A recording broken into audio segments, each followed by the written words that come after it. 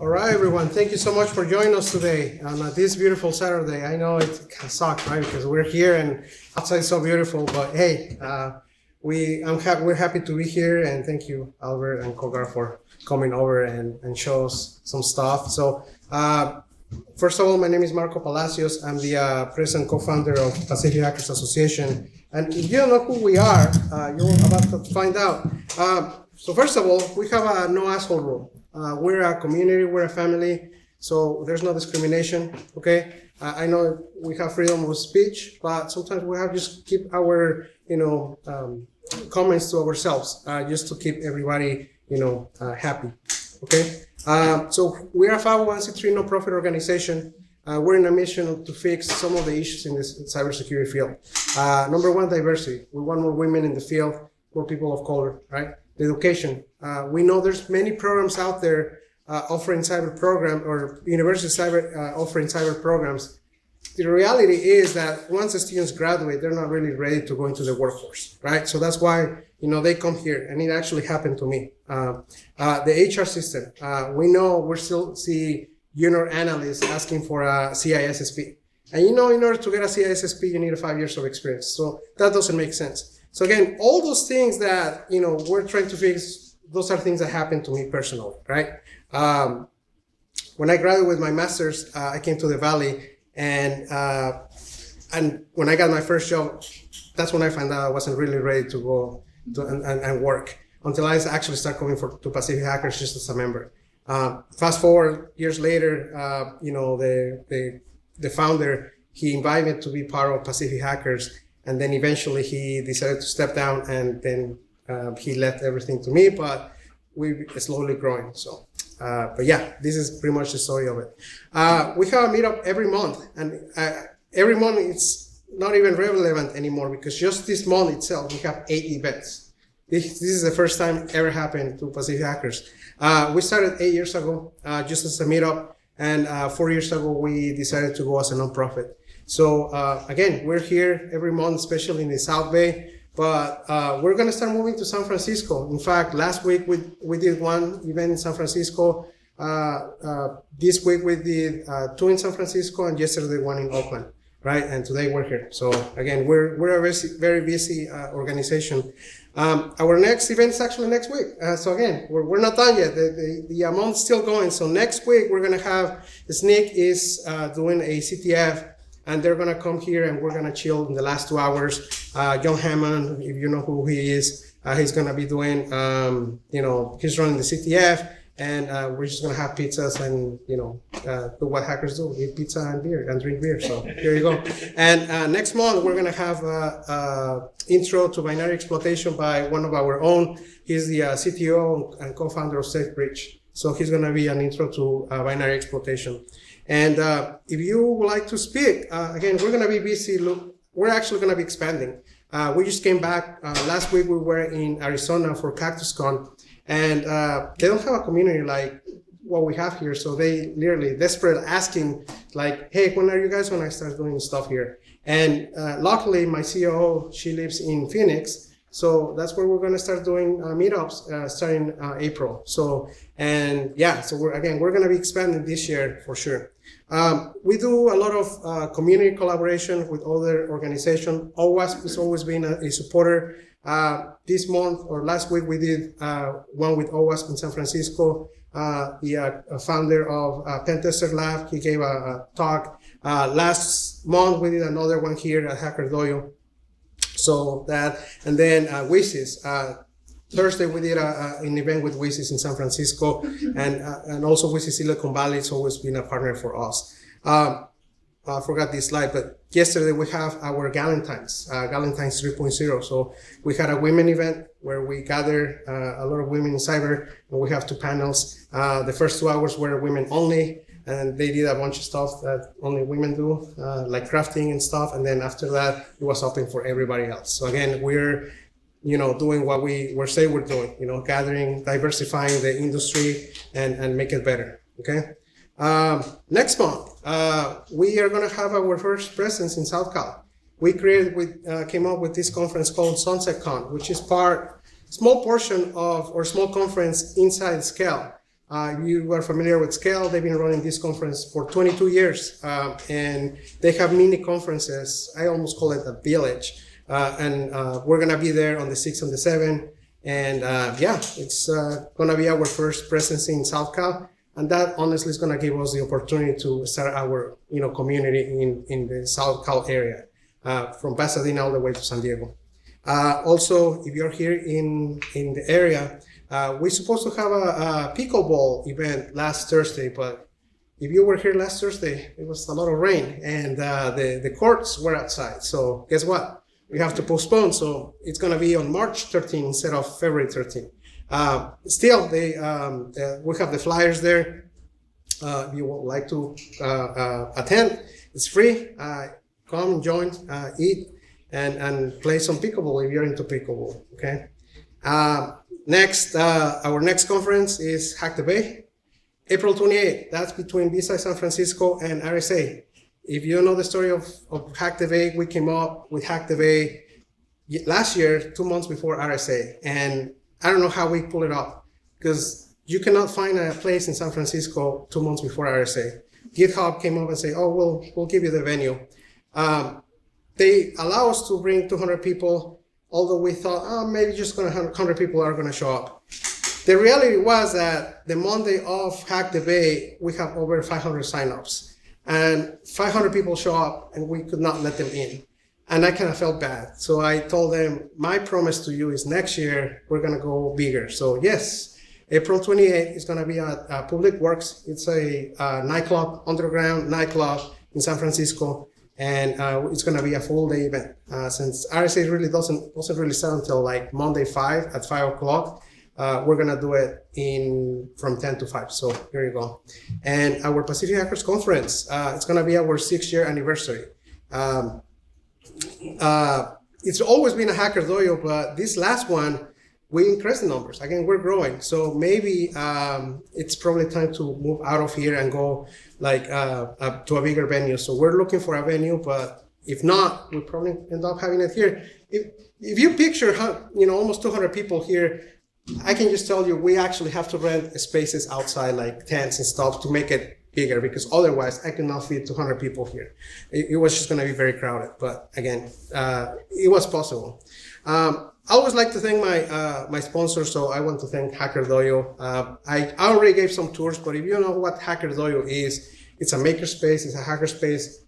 Some call it a co-working space, but it's all of the above. Many people don't know, but Pinterest started here, right? Again, it was just some people that show up, have an idea, and start working together and eventually create a product. If you see the offices around, every desk is a startup. And who knows, one of those startups eventually become or be as popular as Pinterest. There were others as well, but Pinterest probably was one of the most famous ones. And then Kogart, thank you so much for the treats. Nadia, thank you so much. And Albert. And again, to all my sponsors, again, I cannot do it without them. Thank you so much. And as always, I'm always looking for help. And it's not about money. It's about spreading the word, telling people who we are, what we do. If you are looking to get into the field or have someone who wants to get into the field, tell them who we are, what we do. If you're hiring, please let them know that, we have members here who are looking for jobs. Okay.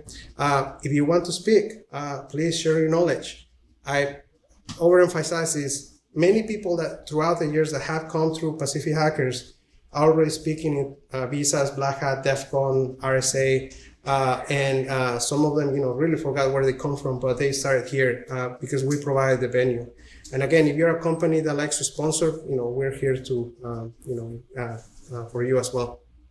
And we have a Discord community, so you're into Discord, please sign up to Discord. I know I'm gonna go pretty fast, so I can let Albert, start his talk, because that's what you're here for. But yeah, you can go to the website, pacifichackers.org, and it's also there. And if you want to get a hold of me, you can email me, Twitter, LinkedIn, or on Discord. I'm Mark Rapp. So thank you. And once again, thank you so much for coming today. It's a very beautiful day.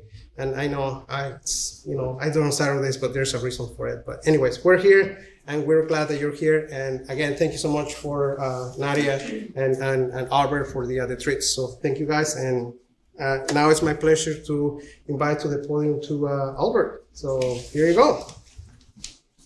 All right. Go ahead.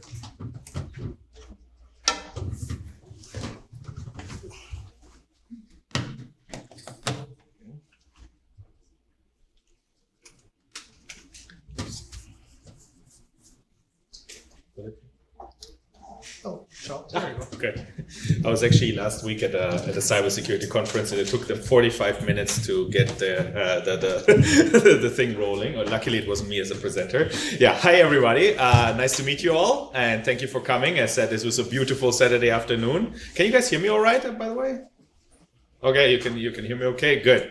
I know it's a beautiful afternoon, and it's something that I truly appreciate if people still show up to a very technical talk given these circumstances. Yeah, thanks again also for the organizers. I found that the experience with the communication and the setup was very great. So Marco, very great job. I truly enjoyed our communications. Yeah, and today we're going to talk a bit about misconfiguration. So, a show of hands, who's working with Terraform? Okay, that's like 2. Okay, so who's using cloud in their organizations? Okay, one. Come on, guys, don't be shy. Wow. Okay, and then also who's using containers? Okay, a couple more there. Okay, so what I'm asking is so there's different ways of deploying software. We all write code. We all are, in the end, trying to provide value through our products. And the thing that people are focused on a lot is the question about how can they code or create their product in the most secure way. But the deployment and the things that can happen with the tools that actually power your software, they are a little bit overlooked. And this is what we're going to talk about here today, and see also some examples of shocking things, how things can go wrong and why it matters. So let's just go forward with the goals, because I like to always just set a little bit the expectations. So what do I want you to get out of this here today? Even if you sleep almost through the entire thing, there's just a couple of things that I would like you to get to, okay? So I would like you to get an idea of what bad configurations are possible and understand why they're bad configurations, And then how misconfigurations are attackers or modern attackers low-hanging fruit. That's the stuff that they first go after. And you will also understand why they are actually going first against those low-hanging fruits to see how you're doing this. I mean, if anybody ever monitored a website, you will see at least every 5 minutes or so requests coming in, trying different URLs and whatnot. And usually those are pointing into some default configurations that you should not have set. I would also like to give you an idea how one configuration can cause a little bit of a havoc on a different configuration, how those are actually interplaying with each other. And there's also, unfortunately or fortunately, a human component to all of this. I would like you to show you some examples how you can dispute but the documentation shows, right? So it's and I'm going to show you how it's sometimes not even a valid argument, given the security knowledge that that is just commonly out there, and how sometimes documentation is written by marketing people. Okay. Anyway, about myself. About myself, I consider myself a certified nerd. I have a mathematics degree, a master's in there, and a PhD in computer science, and I was focusing on symbolic computation. And in addition, I did some research in automated verifications of mathematical properties, and all of this has, of course, led then in the end to be part of the startup product that we have done in the end. And then work history-wise, I worked from everything from startup to S&P 500 company, and then in the end, I was kind of the startup bug bit me. I was like, I need to do this and whatnot. It's a hard journey, but that is kind of what it is there in the end. Okay. So now let's talk a little bit about why misconfiguration actually matters. And I'm going to just pull in some numbers that are out there. So there's every year a report published by Verizon, and I can highly recommend reading it. Every year around April it comes out. And it's the Verizon's data breach investigation report. And there's always a section, it's like what I like the root causes of it, right? And they dividing it, and 20% they're putting towards human error. So, and then there's another study given by Microsoft where they were actually looking into ransomware attacks, because, not saying mostly Microsoft products are affected by ransomware attacks, but it is sometimes the case. So, and they figured out that 80% actually of the cases, people actually came in through a misconfiguration, right? It's not necessarily a CVE or something like this that caused the final or the initial step in it. They need to make it into the network or wreak some havoc, and usually they go through misconfiguration. So, and in order to have actually established this defense in depth, or some people call it nowadays, the definitions are very spotty. We could just talk about it, zero trust or something like this. You actually need to be able to establish at every layer of the infrastructure a good configuration habit, okay? And then I know it's the cybersecurity people around us, this is a very chewed up thing to say. And every company has this sort of on a thing. I don't know where it originated, but data breaches and being inside is a question of when and not an if. Okay. And I would like to talk a little bit about a main assumption that I'm making here today. Let's just assume the when has happened and some node on your network is compromised or somebody has access to it. So that is not a very unrealistic scenario. It is like just what happens. The question is, what can they do from there? Right? And then and here's how misconfigurations will help them. Okay. So, and I'm going to talk in the next item about simple or simply ridiculous configurations and defaults. Okay. So, and if people are not aware of it, if you are setting up the services yourself, things in your network, you're actually faced with a lot of very bad defaults. And let's go first by the one that is sort of common knowledge, but let's go through it. Authentication. Okay. When you are trying out a new tool or a new database or whatever, right? So you're trying something out new. You can actually run it and somehow it works and you can experiment with it and whatnot. The fact is the defaults that are set inside of it are usually allowing you to just access it without a password or without any authentication, okay? Or without any authentication under certain circumstances. And it's not just one or two tools. It's actually, I'm giving you now some examples here. Postgres, you're on the same machine, you have access to every database and every user data off the bat. If you are happening to be on the same machine as that Postgres, because that is the default configuration. I'm going to show it to you actually in a moment with an example. RabbitMQ is a message queue. It has a default password, guest. Well, you can, if you know it, you can try it, right? Cassandra, also very popular database. By default, no authenticators, just allow all. Woo! It even calls it allow all, right? So it's like, it's just asked for it. And then MongoDB, it has the security authorization disabled by default. Like, just think about it. And you know what? You would think, people don't leave it like this, right? People don't leave it like this, right? So, and my favorite expression is actually there's nothing more permanent than a temporary solution. If people put this in and experiment with it and have something running, they are not changing it. Okay, and this usually stays. And if you're looking at the news, MongoDB, there's this website. Oh, I forgot the name now. They're doing research, basically pinging a lot of IPs worldwide. They found 35,000 MongoDB open instances. And if you go into the HIPAA, the health, what is it called? The compliance framework for health. They have like a website where it shows the incidences. Just study some of those incidents, search for MongoDB.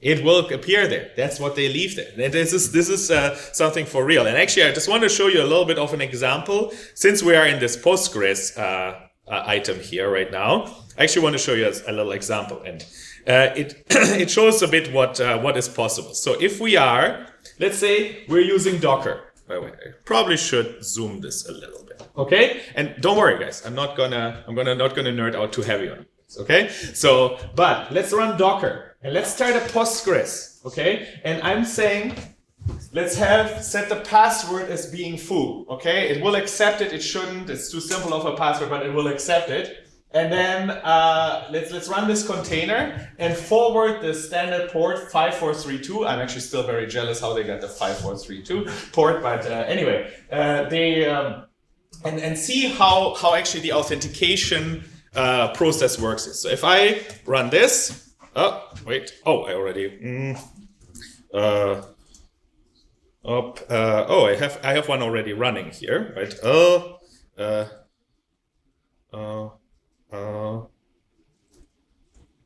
Let me quickly remove this one. I had this running as a prep for this. Okay, if I run this here, okay, and then I go into a different window and try to log in, and try this here, and here it asks me for a password. Guys, pay attention. This asks me for a password because I set the password over there, and that's fine. I press enter, and oh, I didn't type in the password. Foo, and I'm in. Gosh, why am I failed for user Postgres? I just put the. Why am I okay? Why now my what is it called? The demo gods are not with me here. It usually works. Ah, there I'm in. Okay, I must have mistyped my password. Sorry. Happens. Anyway, so you see I'm in. I can now do operations in Postgres. Okay. So I thought for my demo gods are not with me. So, and that's fine. But it asked me for a password and everything was okay. So now I'm going to do a little bit of a change here. Okay, I'm going to log out here. And here I'm going to stop this container. Let's see if it, let's remove this one. Okay, and now let's do a reset. And now I'm going to do something slightly different. I'm going to run this container, okay? And the people who know this stuff here from, who know Docker, I can, instead of port forward, I can say net equals host. Okay, what happens if I do this? This means my Postgres will use the host's network interface. Okay, doesn't sound so bad. It's just like, okay, let's remove an abstraction layer in between. Okay, it should work faster, it should work better, and whatnot. And that I'm going to show you also later is also sometimes recommended by some documentation. And I'm going to show you why this is a bad idea. If I run this now, and the demo gods are better with me right now, and I'm trying to run the same command as I did before, look what happens. I didn't type in a password, and I'm in. Right? So what do you think is the problem here? Any of the technical folks here? You're on the same host, so. Sorry? You're on the same host. I'm on the same host, and why does it let me in though? Well, because I kind of talked about this earlier. It's this piece. And it's in the configurations. It just says trust for everything that is on the same host, okay? And I actually can show you this here. Exec -it doc. What did I call this thing? Bash, okay? Did I kill this already? Yeah. Oh, demo Postgres. Yes, sorry, never mind. Okay, so if I search here for pjhba.conf, then I find this file here, and if I look at it, I just want to show it to you just so that you have seen it at least once in your life. Zoom terminal. There's this line here, and it says, local, all databases, all users, trust. This line needs to be removed. If you ever put it into production, this line needs to be removed.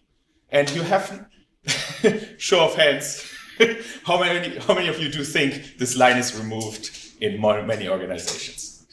Not. There's not. It's like one of our major things that we always point out first whenever we're there. We're like, okay, you still have that. So you're technically saying like, if the host has it, you have full access to your Postgres database. Okay, so this was, I think, unless you ask for it, one of my last times here today that I opened the terminal, so you guys can relax, you know. Anyway, so I just want to show you, so this is the effect of what is out there, okay? And it gives you an idea of how the modern security by default usually works within those services here. And I was dying to use that GIF at some point. Okay, So then there's obviously semantic misunderstandings. And I remember there was only one person here or two people saying they use Terraform, right? So my favorite one is actually in the AWS provider for Terraform. And there's a little warning if you go to the documentation page. And many people are ignoring this warning. But this warning is actually such a deep meaning if you're thinking about it. So a security group in AWS manages how your network connections can accept or not accept certain traffic, right? And then they say, we have two different ways how you can define those ingress and egress rules, how things can come in and come out. But if you use them at the same time, they will conflict and there will be just undefined behavior and you might just let in through the entire traffic. So this is just something that you need to grasp the gravity of, okay? So it means you should only use one or the other. And you better have a check somewhere that none of your engineers has suddenly decided to use the one way versus the other way and mix it around, because from this moment on, you have undefined behavior.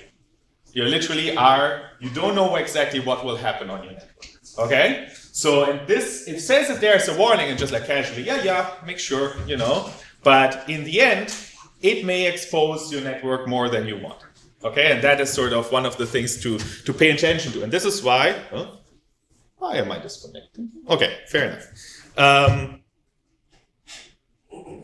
So in the end, it will cause you to have problems there. So, and you need to have automated ways because humans will not be able to pay attention to every single one misconfiguration or every single warning in the documentation that you have out there. So this is why automation is needed.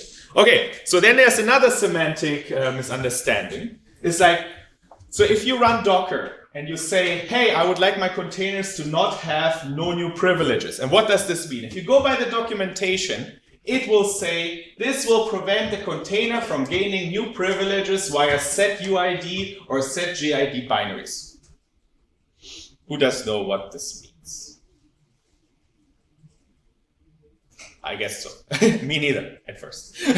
I was like, okay, to me it sounds like there's something with a user ID and the group ID, so I cannot alter stuff. So I was thinking, hey, maybe I'm just not able to get new privileges as root or something like this in a container, even if I wanted to. But hey, docker run -it uroot still works. So meaning I can still log in as root on any container that is in there.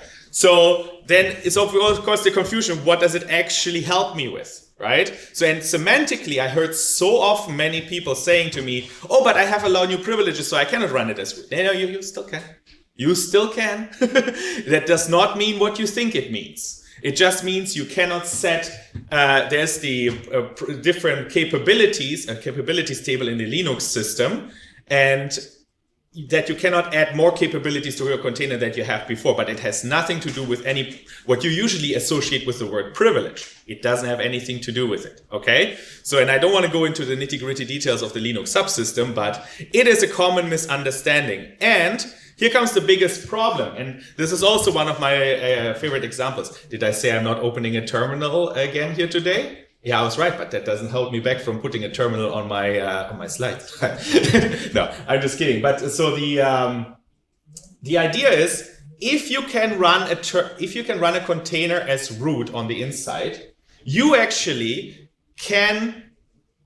If you have the privileges to run containers in general on your system, you can actually gain root access. And this is actually one of the examples that I like to show. And it is also in our blog of our website and is always covered with a good Taylor Swift quote, which is why it's probably got the most traffic on our website.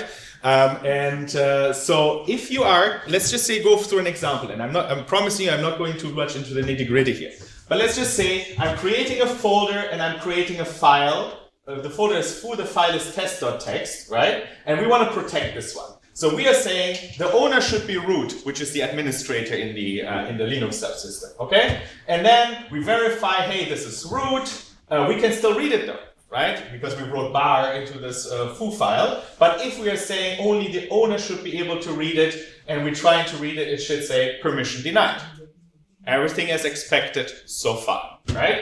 But let's just say you run a Docker container and you are mounting this folder foo into an Ubuntu and run a terminal on it.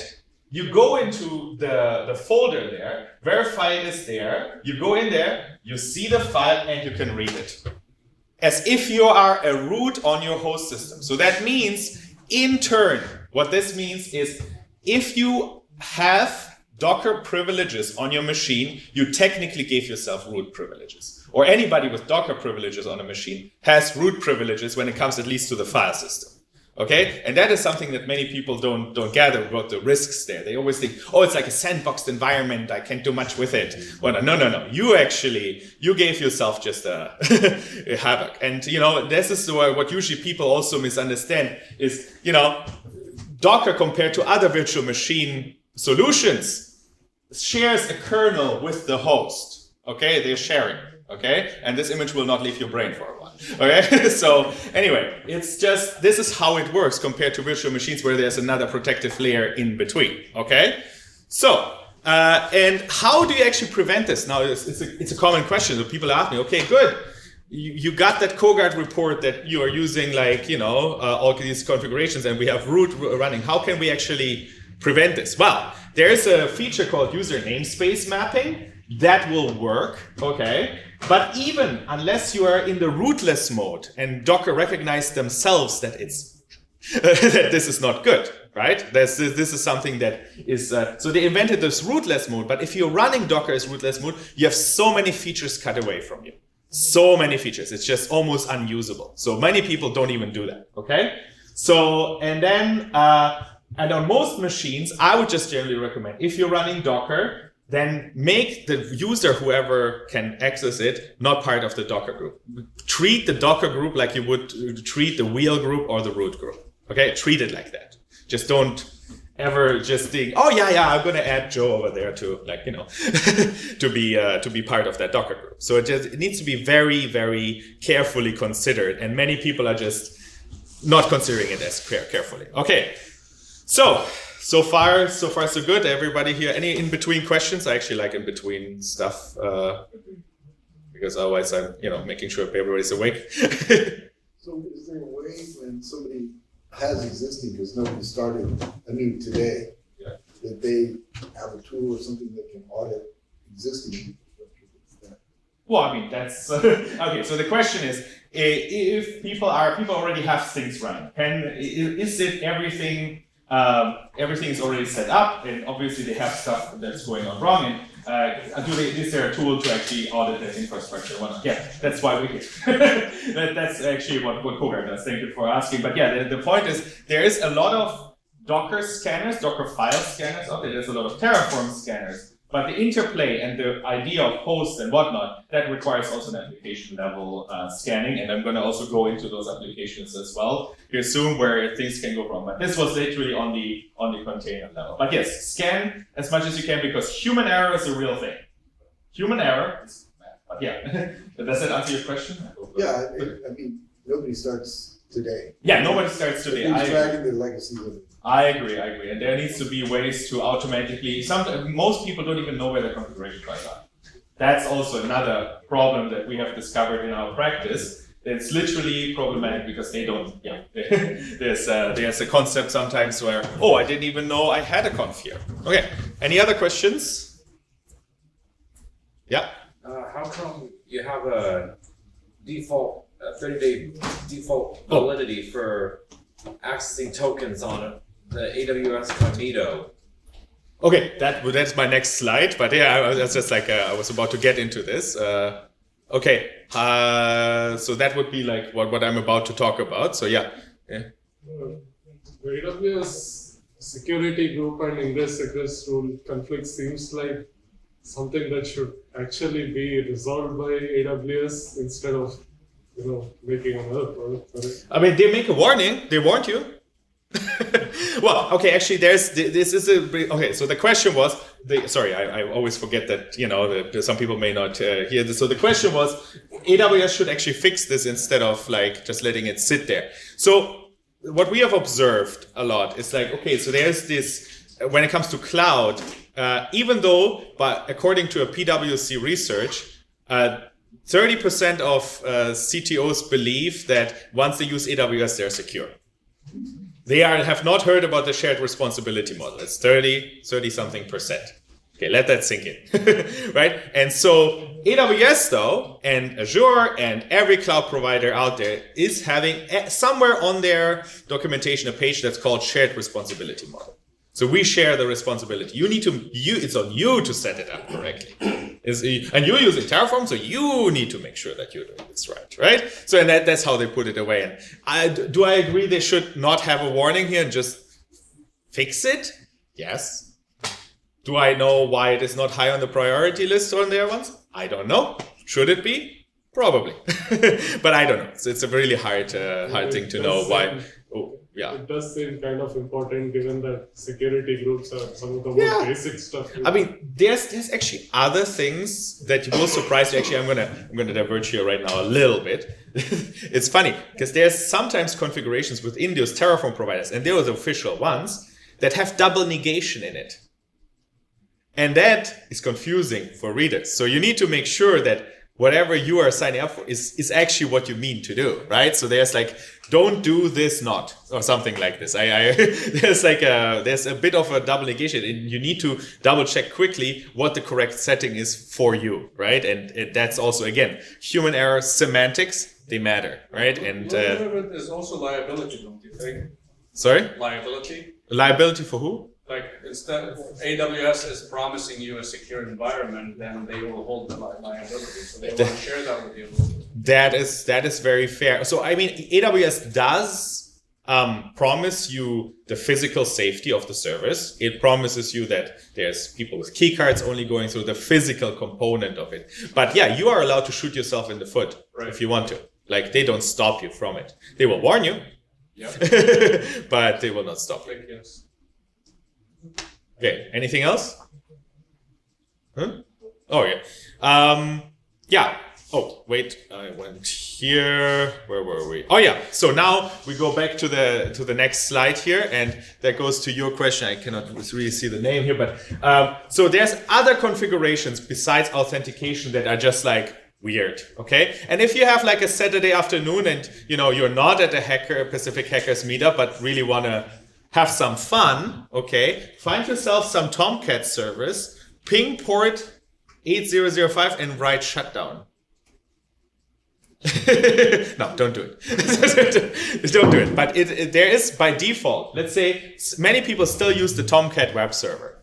And by default, it has a port 8005 open and it says, hey, if I get the word shutdown here or any string that you specify, but default is shutdown, I'm going to just shut down.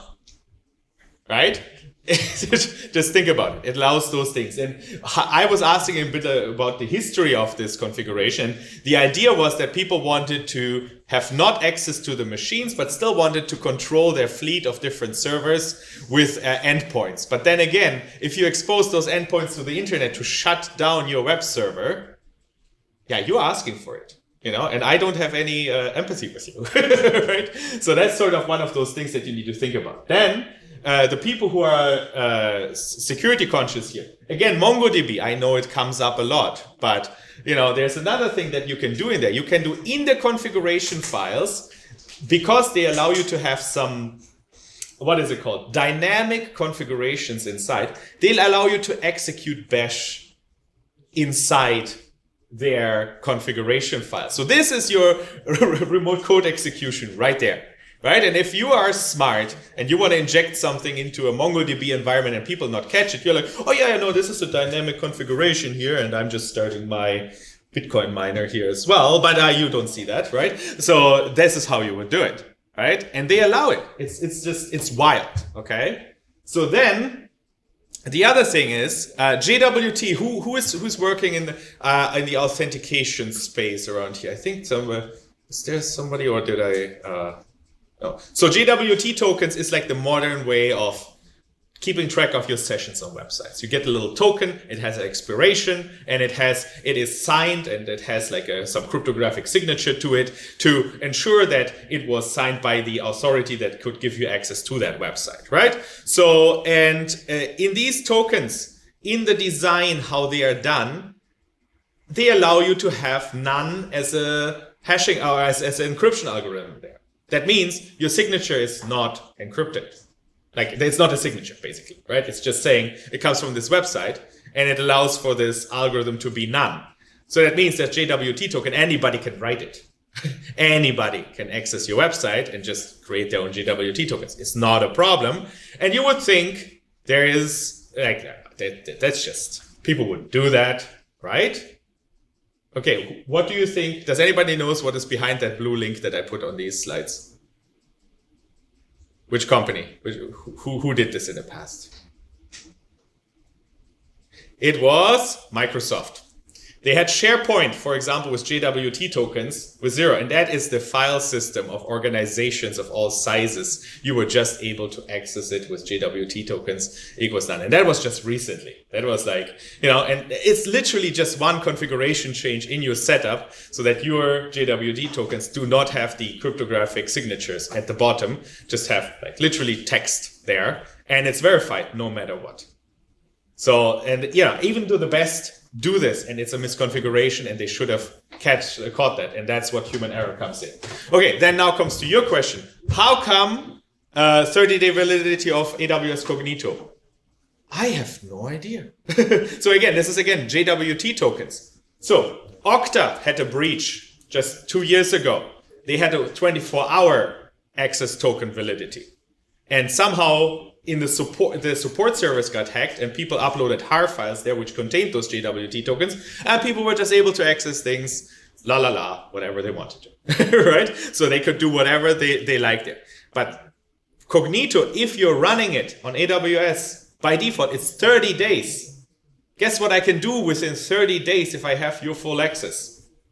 I can have some fun. Like, you know, 24 hours was already bad. So the ideal thing to work with this, and there's also some best practice, I'm happy to talk with people here afterwards, how you should actually set those things up. But this is also very commonly done wrong, okay? Because people are just like, yeah, we do what the cool kids do, right? We use JWT tokens. But yeah.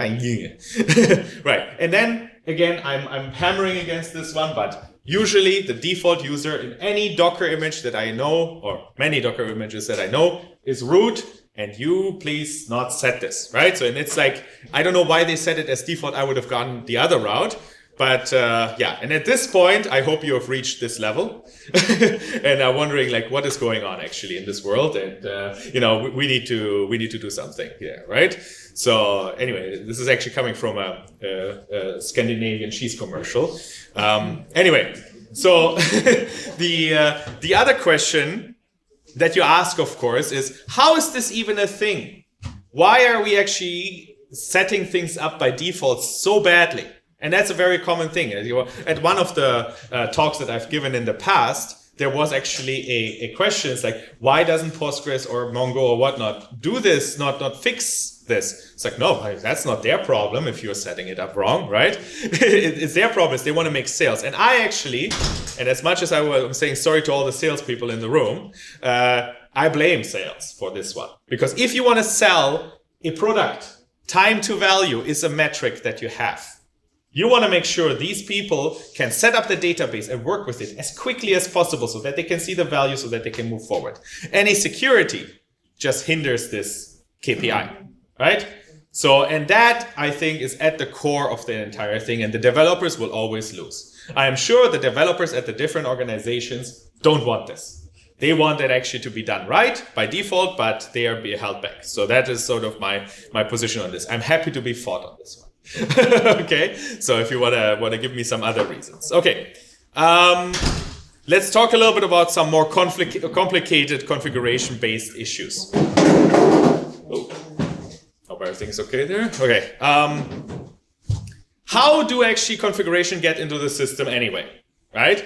So most of the people here who are following the 12-factor app religion, cult, whatever you call it, they would say everything needs to go through environment variables. And I don't disagree. It's fine. But every tool that I know out there accepts files, can have call parameters, can have environment variables, can have API parameter overrides that where a client tries to communicate to the thing and overrides even certain parameters during the call, unless it's prevented from doing though. And of course, some other client overrides of the server settings themselves that they allow. So there's a combination of all these if you are setting up a service on your network. The question is, which one is dominant? Which one is the first one to check? Which one is the second one? Which one overrides each other? Does anybody know? Which one is the first, second, third, priority-wise? Well, I tell you what, I don't know either. The point is, it's custom to every piece of software out there. Some look first at files and then at call parameters. Some override with call parameters file instances. Some ignore any environment variables. For some, environment variables are the first thing they go after. So you need to know this and understand that you may have set something in your files and you have verified your configuration files properly. But you also need to now be looking at the deployment files on how actually your software is being called, if it has call parameters, if certain environment variables are set. And be aware and know, again, you cannot know this, it needs to be automated tooling. There's no way you can do it without automated tooling to figure out which one actually took precedence and react accordingly, okay? So, and then the other thing that I have seen also a lot that people do wrong is like, so because everything is so easy, we just say apt install and then whichever software package. You need to actually pin these versions, okay? If you don't, there are sometimes, even with Docker images and whatnot, there's sometimes functionality that gets lost, that gets added, and that can actually be also, again, a gateway of downtime, okay? I'm just adding this here. This is less talking about necessarily security, but this is also one of the very common things that where you're thinking, okay, I install this, but I actually don't care about these packages. They're just dependencies. But then in the end, these dependencies have sub-dependencies and whatnot, and you might kill something away with it. One thing I've seen before was the package curl being part of an image. In the next version, it wasn't because it wasn't needed anymore, but the people who used the image were also doing extra operations in it with curl. And guess what? Suddenly that entire system couldn't function, and they were trying to figure out scraping what's going on, but that was because they didn't pin the version and they allowed mutable tags within their environment. Okay, so and now we're gonna go a little bit more deeper. As a hacker, you have to think outside the box. Let's just assume you did it right. You are a great system admin, you have everything with authentication, okay? You set a password and any client that needs to authenticate puts it in, and they cannot go around it with going into localhost or using using some of the tricks I've sent you. Imagine you have done this part right. What can you still do wrong? Okay? So now I'm going to give you a scenario. So if you have Kafka, who has worked here with Kafka before? None? Okay, Kafka is like a big distributed systems which sends messages between services and does it in a reliable manner, kind of, defying a little bit the CAP theorem, but that's a different story there. And the setup is basically you have brokers, a set of them, it is a distributed system. They communicate to something that is Zookeeper, they authenticate to this one as well, and it manages a common state between those brokers. So now you cannot access the brokers because, again, you're a good system admin, you have set it up right, you need authentication, right? Then Zookeeper, same story. But what holds you back if you are inside the network to spin up your own broker? Nothing. And the point is, the system that actually allows you to set the security protocol, this is what you have set for the users. But if you haven't set this, if you haven't set this additional configuration, you can actually register another broker and get the copies of all the files into your own broker and read it out there in clear text, right? So that's basically one way where you can basically join the club, and here's the Kafka sort of architecture, and there's producers, consumers, and there's some Zookeeper, and here's the broker. You just add another one of those, register them, and if the one configuration was not set, it will just register it and copy some of the data over to this one broker because it's a distributed system that shares some files, and then you can just read it out of it. Done it, I would have shown it here today, but usually to spin up a Kafka cluster takes about 5 minutes, so I'm not going to do this here. But if you're interested later, I can I can definitely show you how in a tech scenario like this would work. And if you think Kafka is the only one, no, Cassandra has the same problem. Cassandra has the internode authenticator and the authenticator. And you need to set both. If you only set one, you only handle the clients, right? The other one might be set, the other one doesn't. And by default, neither is of course set, right? So, and you have to do it yourself. And in the end, again, same story. You create a Cassandra node. You take advantage of the fact that you can just log in and get the data and get your share of the data as well and take it out. And nobody will recognize that little pup here in the middle of the sheep field, right? So that's sort of where the attacker fits in. And you know what? I was at first thinking, yeah, no, that can't be possible. But yeah, I ran the examples. It is possible. And then it shares the data. And that's the creative ways also people are going after this once they're in your network. Okay? If they cannot authenticate, if you cannot beat them, join them, right? that's literally what the principle around here is.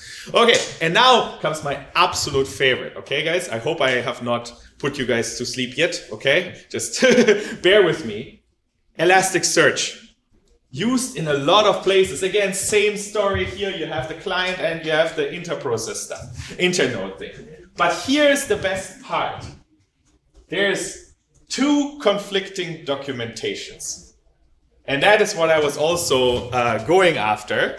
So if you are looking here, and let's say we send a client a report and say you have a misconfiguration there and whatnot. But then they're like, oh my gosh, but we have just followed this page here, which is basically like how to securely configure configurations, okay? And this is the final result right here, okay? And I don't know who wrote this, but they put here SSL verification mode and trust store authentication verification mode and client authentication. So first of all, optional authentication. It actually means what it says here. And it says here, verification mode certificate.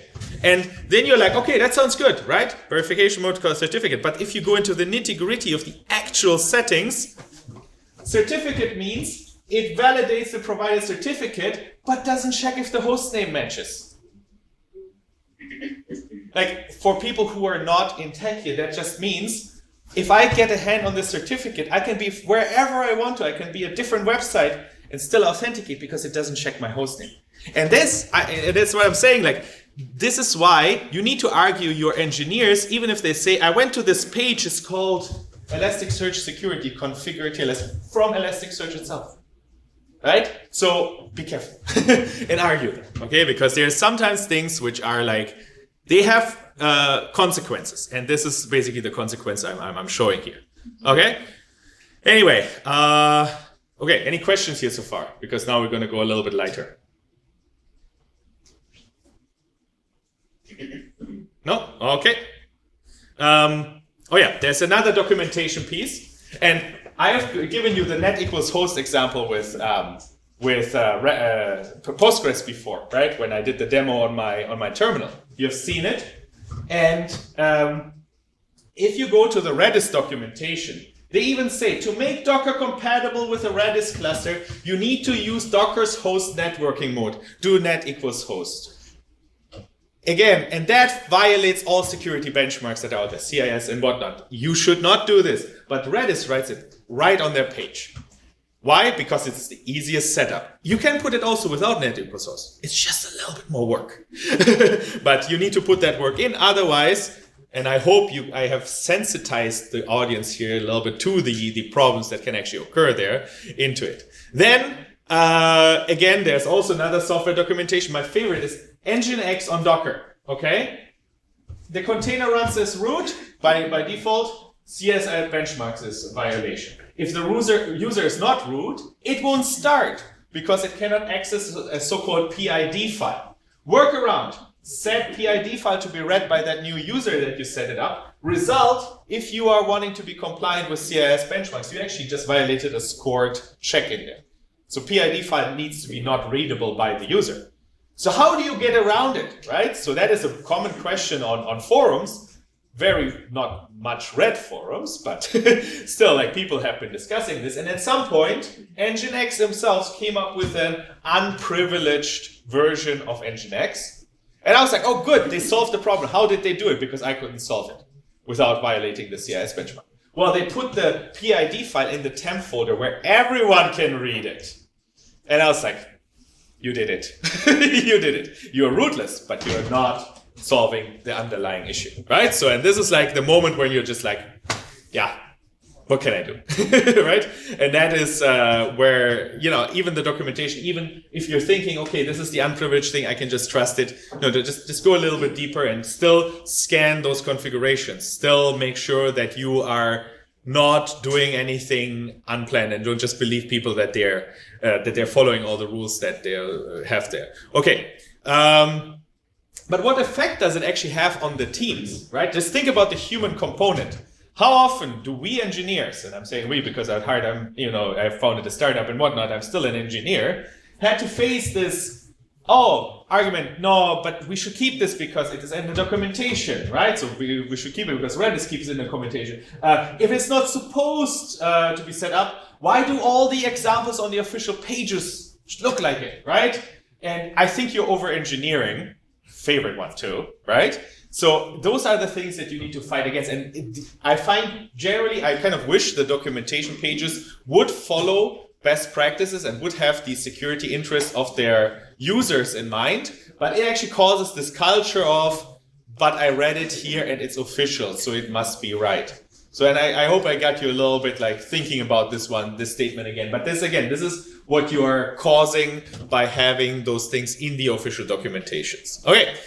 Yeah, that was pretty much it. That was what I wanted to talk to you about today. Let's do a little bit of a Q&A here by the end. And yeah, if you want to connect, these are my credentials, and somehow the logo for the email doesn't show up. I don't know why, but that's a different story. So yeah, thank you so much. I hope you enjoyed the talk, and I'm happy to take in some questions, remarks, and yeah.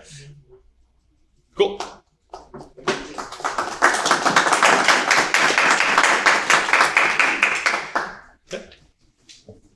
Anyone? Yeah. I was going to ask you about any automation in all these processes. Any automation? Yeah, I mean, so how we are trying to address this automation problem, right? Because you cannot, as a human, understand all of this. So you need to have, we discovered that you need to have a support for as many tools as possible to understand them deeply in the documentation and what can go wrong, right? So, and what we at CoGuard, for example, are doing, we have exactly this. We have an engine with a lot of different tools that can appear in your network. Not just the Terraforms or just the Ansibles or the the Dockers, but also Elasticsearch, Kafka, and whatnot. And you put it in your CI/CD pipeline and try to ensure that this is there. Yeah. So, And that includes open source and commercial. yes. That's how we will use. Because in the end, the problem is if you have an app today, right? How many tools to power it? You will always have a Redis there. You will always have some form of database. And in the end, your team cannot be experts in all of them. That's why automation for us, we say automation is key. You cannot not do it automatically, right? So that's sort of the way to go. Yeah? Do you start with the documentation or with the code or execution? Okay, that's actually a very, so when we create policies and rules and whatnot, so because the question is, you start at the documentation and the code or the rules, or where? Yeah, for finding misconfiguration. Oh yes, so we have a policy engine. Basically, we can ingest all kinds of configuration files.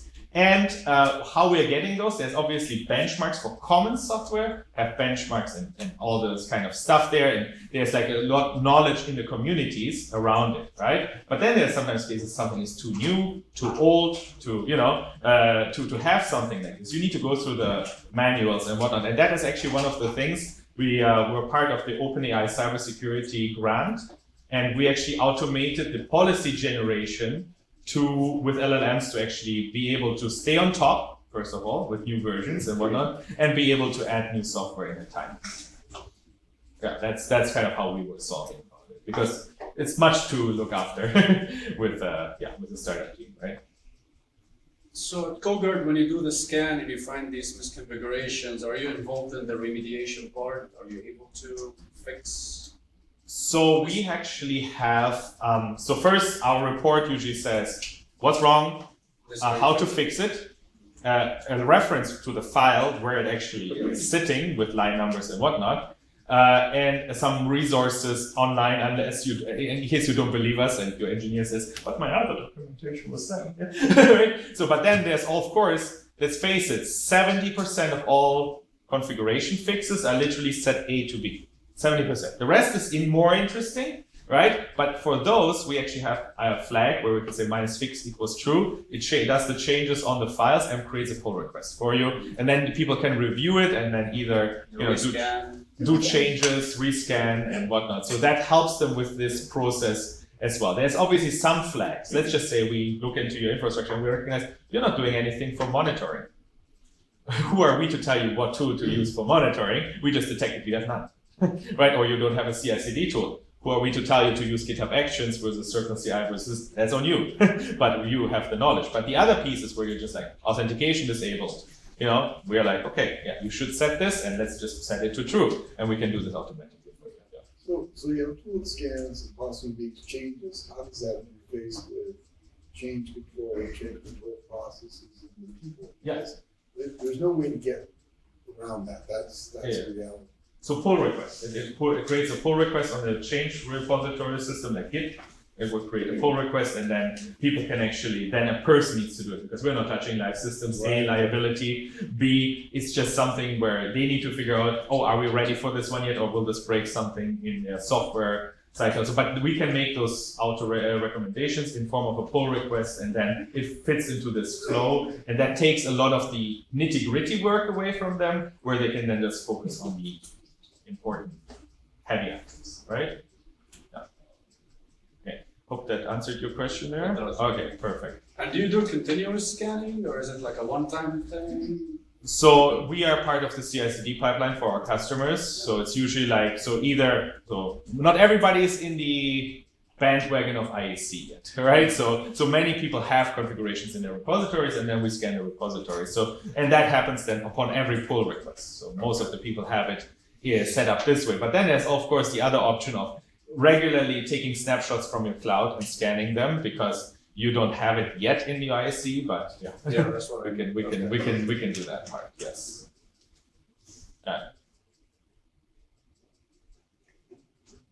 Is it possible to make recommendations to the security controls like this and CIS on additional testing or additional? So you mean the communities, or do you mean so to make recommendations to them? CIS, Well, an update. Basically, they're saying why aren't these?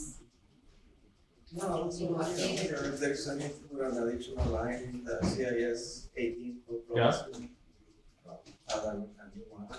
Oh yeah, so there's a community around the CIS benchmarks. There's a big forum that is there.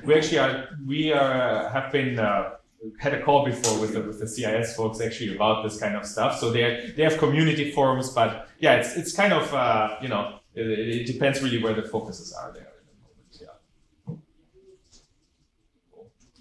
And they are also not the only benchmarks out there. There's also the DoD shtigs, right, which are a little bit different but similar. And then there is, you know, the benchmarks are different. For every industry. Yeah, exactly. There's different ones, and we actually are trying. What we are doing in our tool is like, depending what you're trying to achieve. Let's say you want to be HIPAA, right, or you want to be SOC, or you want to be this. You can add a little flag there that says rule set SOC 2 or rule set HIPAA, and then it will push the things that are important to certain control criteria up. Okay, and then give the reference, hey, this actually violates the concept of data encrypted at rest or something like this, right? So whatever is in the control criteria. So this is how we're like kind of working with people who are generally interested in, okay, we want to fix stuff, but first of all, we would like to get that stamp, that sweet stamp that will help us get more customers or something like this, right? So Is anyone else doing this? So what we have observed, and actually, because this is a more technical meetup, I took actually the slide out now. I'm actually regretting this.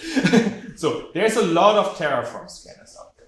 There's a lot of Kubernetes scanners out there, right? So I always like to make the joke: there's more than McDonald's is here in the Bay Area. Okay, so there's like really a lot of tools that do this. And I always push them into the category of cloud provisioning layer and container provisioning.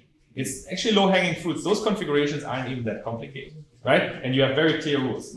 So what this market exists, right? And people call it configuration scanning. But on the application layer, that is literally like this is our domain where we have been going down and putting even a patent into it, right? So we actually put like the way how we can analyze the Terraform in combination with those different with the different applications together and have the breadth and have an engine that can run in a timely manner. That is literally where we went into and said like we need to add this layer too, because A, the breaches show we need to, and B, so let's do this. So that's why so what I was to your question is the competitors and whatnot, most of them are in the ISC only space, right? So that's what there is. So and at first people were mostly like, okay, yeah, I'm covered, right? And people start to realize slowly today that I'm kind of not covered.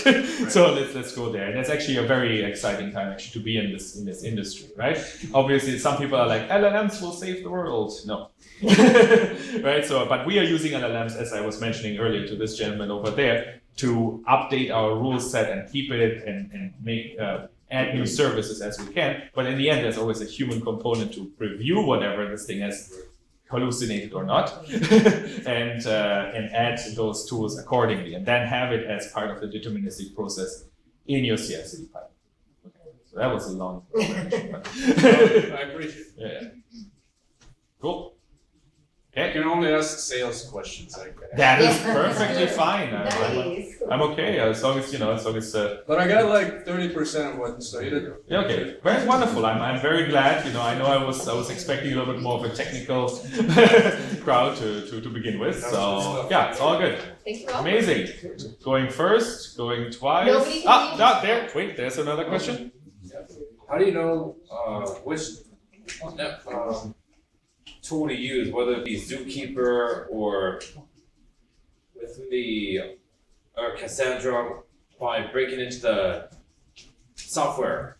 Oh, so the question is, how do you know you are in the network, you are in this threat scenario, right? And then how do you know which tools are out there and whatnot, right? Yes, and how to utilize them.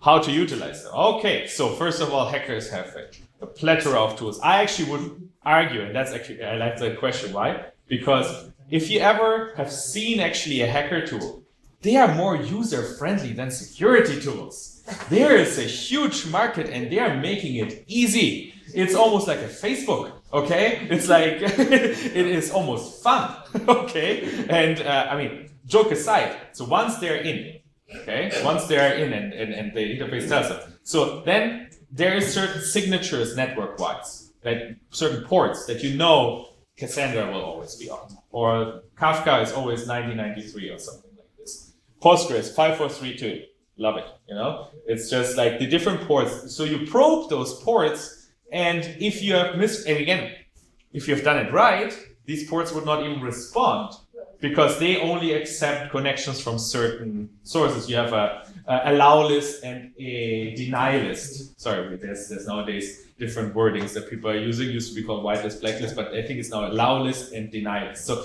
you have the allow list and deny list there, and usually it should cover this. But if you don't, which most of the cases you don't, they accept the connections and you get the signature of like, oh, I'm Cassandra, but I don't let you in.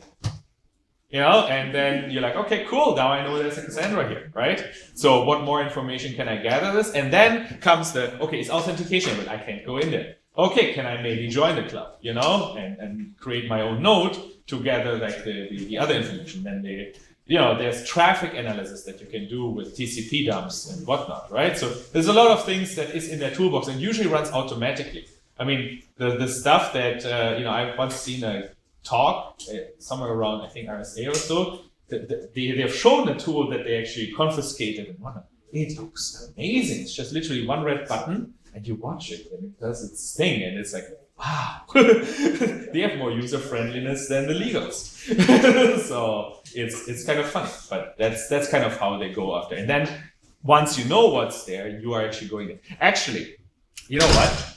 On our website, I invite you to read actually a blog article where a white hat hacker has done such an exploration tour among a network. It's about there's a blockchain provider, Infstones. They have like millions and millions of different dollars of crypto assets and whatnot. And they discovered that there's an entry point through some form of basically a grab tool that can go grab through the logs that ran as root. Then through this root access, they could do this, and through this they could find AWS credentials. Through those AWS credentials, they built out the whole tree. So if you're really interested on how a hacker would think or how an automated tool would actually go after this, there's on our blog a website something around search for Infstones. Okay, there's like I like that article, and that will show you exactly like some of those tricks that they've played there. Okay, cool. So if Cassandra doesn't let you in, you can get into the network using TCP by itself, essentially. Yeah. Yeah, I mean, so well, Cassandra doesn't let you in as a client, but it might let you in as another node. And then you basically are part of the share of information between the cluster. You just need to know how to operate Cassandra, of course. But, and then where to find the files and where to find the shares. You have to probably let it sit for a couple hours until it's soaked in the whole distribution of the different data nodes, right? But, if you have time, you have time, right? So that's what all the attackers have compared to us. Time. That's on their hands. So anyway, cool. Yeah? Keep up in case there's any positive configuration changes. For example, Postgres allowed all connections from localhost. If they did somehow implement an update that actually fixed that and it was no longer an issue. Yeah. How would you update? Like, how would you get to know about it and update it quickly enough? Not to be an issue. In the end, every configuration change should go the same process as code changes. So in the end, it needs to be a pull request on your Git, and then the change before it goes live is being scanned on your local machine before it goes onto the machines. And that's how you detect if somebody accidentally followed a Stack Overflow recommendation to allow all authentication mechanisms, right? So that's in the end, the process should become as akin to what you're used in software as it should do it. Yeah. Cool. Going once, going twice.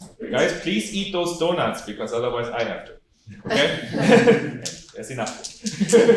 Okay, thank you so much, everybody, again. And I'm going to stick around for a little bit. So if you guys want to have questions or answers or whatever, I'm around here. So thank you. I'm going to let you. Yeah, I just want to say thank you again, Albert, for coming down, and Kogar for sponsoring the donuts. And thank you. This was great. And we look forward to seeing you on our upcoming events. Again, Thursday, we have the Capture the Flag with Sneak. And you have friends and family in the South Cal area. Let them know about Sunset Con. We have a code for code is PHAC, and you can attend the whole 4-day conference 50% off just because you're a part of Pacific Hacker. So thank you again. Thank you, Albert. And thank you for coming tonight. Today. This sunny day. It's night. I was like, oh yeah, no, not yet. Thank you. Appreciate it. And please, like he said, eat those donuts and drink. There's food. So thank you. Appreciate it. Thank you.